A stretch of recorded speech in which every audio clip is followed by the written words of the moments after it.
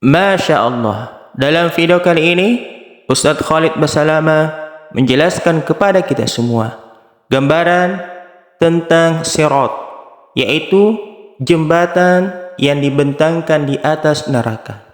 Seperti apakah itu? Mari kita saksikan video ini. Mudah-mudahan bisa menambah wawasan keilmuan kita dan bisa memberikan inspirasi dan motivasi kebaikan buat kita semuanya. Selamat menyaksikan, semoga bermanfaat. Barakallahu fikum. Sirat ini adalah istilah yang digunakan di dalam agama kita, ya, sesuatu yang dibentangkan di atas neraka. Nanti di mahsyar pada saat timbangan amal sudah selesai, gitu kan, dan orang-orang kafir sudah dilempar ke neraka. Tinggal yang ada di situ di tempat timbangan adalah orang-orang beriman. Orang yang beriman sudah berhasil lolos timbangan amal mereka, lebih baik akan masuk surga. Dan orang beriman yang timbangan dosanya masih lebih berat, mereka berkumpul satu sama yang lain tuh di satu tempat. Maka pada saat itulah dibentangkan sebuah jalan di atas neraka. Dibentangkan di atas neraka, kemudian itu yang dikenal dengan sirat. Jalan ini berbeda teman-teman sekalian, bukan jalan biasa. Jalan yang sangat licin, gelap, dipenuhi dengan ya duri, bukan duri ya, besi-besi tajam yang akan menyentuh tubuh orang-orang tertentu. Di kiri kanan sirat akan ada malaikat yang siap untuk memotivasi orang-orang beriman untuk lewat, dan yang satu, yang sisi yang kanan, sisi yang kirinya akan menjatuhkan orang yang layak untuk jatuh. Dan ingat, yang lewat di atas sirat adalah orang-orang beriman. Tapi dua golongan, orang beriman yang lolos masuk surga karena di ujung neraka ada surga. Nanti setelah ditimbang amal kita akan lihat surga tuh, tapi jauh. Kita harus lewatin neraka, nggak bisa enggak. Ma minkum illa wariduha. Tidak ada seorang pun kalian kecuali akan melaluinya. Kata ulama tafsir adalah yang maksud orang-orang beriman. Kita akan lewatin neraka, pasti lewat. Dan kita akan melihat bagaimana neraka itu. Panasnya akan kelihatan, teriakan orang, siksaan dan segalanya itu dibentangkan di atasnya. Jadi ibarat kalau bangunan besar, maka ada lubang di atas neraka itu, ada sebuah lubang yang besar yang memang dari situ akan dicemplungin dan dimasukin orang-orang ke neraka, lalu para malaikat memasukkan mereka di pintu-pintu masing-masing dari 7 pintu neraka. Itu akan dimasukkan sesuai dengan siksaan mereka masing-masing. Wa na'udzubillah. Nah, nanti kan dibentangkan sirat ini, kemudian akan ada golongan yang beriman yang lolos memang, baik karena tidak ditimbang amalnya lagi, para nabi-nabi, para syuhada, orang-orang soleh yang Allah karuniai memang luar biasa, waktu ini dipakai untuk ibadah terus dan maksiatnya dia bertaubat. Kemudian anak-anak muslim mereka akan lewat sangat cepat melewatin sirat tersebut. Dan ini umumnya melewatin sirat seperti cepatnya kilat. Kemudian akan ada yang cepatnya seperti kuda, menunggangi kuda, ada yang seperti berlari, dan ada yang berjalan dan dia terkoyak tapi selamat. Dan ada juga orang-orang yang merangkak dan akhirnya jatuh, jadi ada orang beriman yang akan lolos sampai ke depan surga nanti, dan namanya kantara. Dan ada orang-orang beriman yang tadinya memang beriman tapi mereka dosanya lebih besar, harus lewat neraka dulu. Mereka juga melewati sirat, tapi ini akan jatuh terlebih dahulu. Termasuk nanti akan ada orang beriman yang misal dosanya 100.000, pahalanya 100.000. Lalu Allah Azza wa Jal bantu dia, ya, disucikan, dihilangkan beberapa dosanya sehingga amal solehnya lebih banyak. Nah, dosa yang dimaafkan oleh Allah Subhanahu wa Ta'ala ini sudah cukup untuk mengkoyak tubuhnya dengan besi yang tajam di sirat. Dia akan selamat tapi akan terkoyak. Itu semua punya dalil. Kita akan jelaskan dalilnya. Dimulai dari surah Yasin ayat 66 diangkat oleh beliau di sini. A'udzubillahi minasyaitonirrajim. Walau nasya'u latamasna 'ala a'yunihim fastabaqus sirata fa anna yubsirun.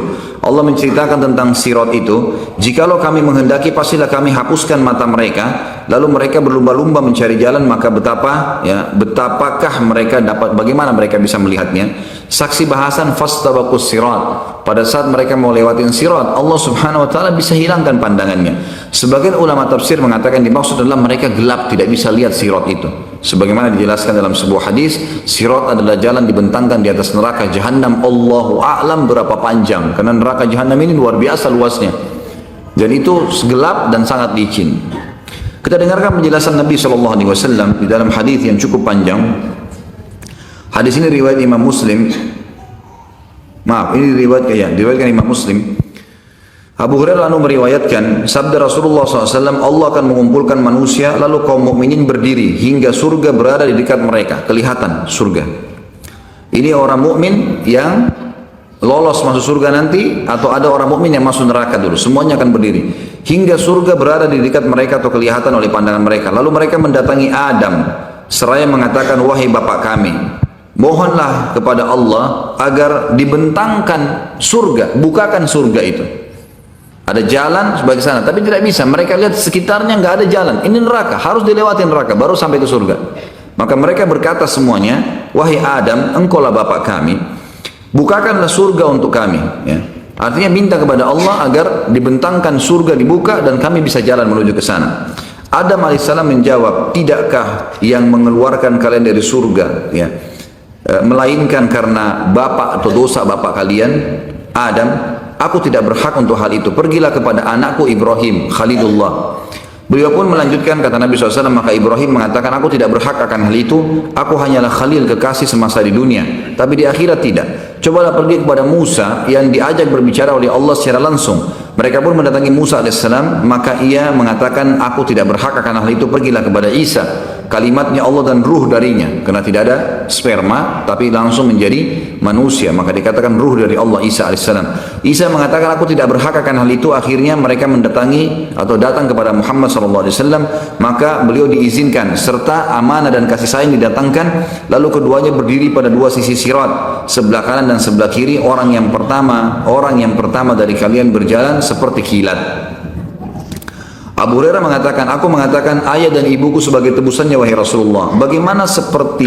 Bagaimanakah jalan seperti kilat itu? Golongan pertama yang lewat itu akan seperti kilat, dan ini para nabi-nabi, para syuhada, ya, orang-orang pilihan yang masuk surga tanpa hisab, termasuk anak-anak muslim yang meninggal sebelum balik, mereka akan melewati sirat seperti kilat. Abu Hurairah bertanya memastikannya, Rasulullah, bagaimana sih jalan seperti kilat itu? Saya ingin memastikan itu.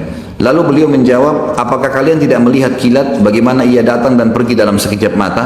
Kemudian seperti yang maka terjawablah itu. Lalu kata Nabi SAW, kemudian ada golongan kedua yang akan lewat seperti burung yang terbang, dan ada yang ketiga seperti laki-laki yang berjalan cepat.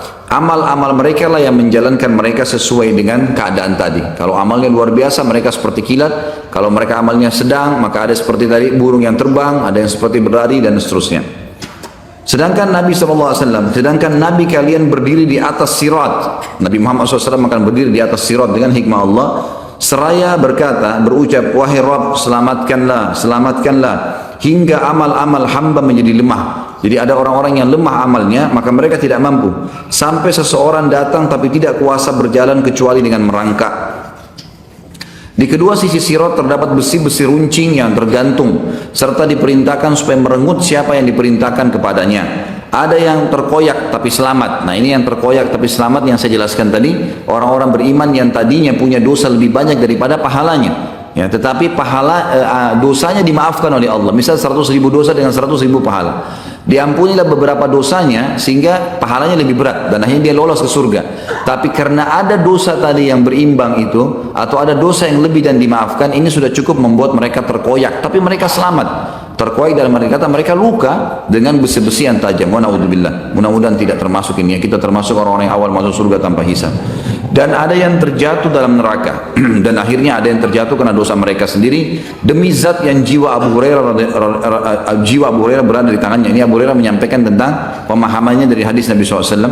Demi zat yang jiwa Abu Hurairah ada dalam tangannya, sesungguhnya dasar neraka itu sedalam 70 musim atau 70 tahun. Hadis ini riwayat Imam Muslim. Dari hadis ini kita ambil pelajaran bahwasanya nanti Nabi Muhammad SAW selain memberikan syafaat kubra nanti di hari kiamat untuk Allah datang mengadili manusia, ternyata ada syafaat yang lain di mana Nabi SAW akan diberikan oleh Allah Subhanahu Wa Taala untuk memohon agar dibentangkan jalan sirat di atas neraka dan manusia akan melewatinya, khusus orang-orang yang beriman, baik yang selamat ataupun orang-orang yang yang akan masuk ke dalam neraka dulu.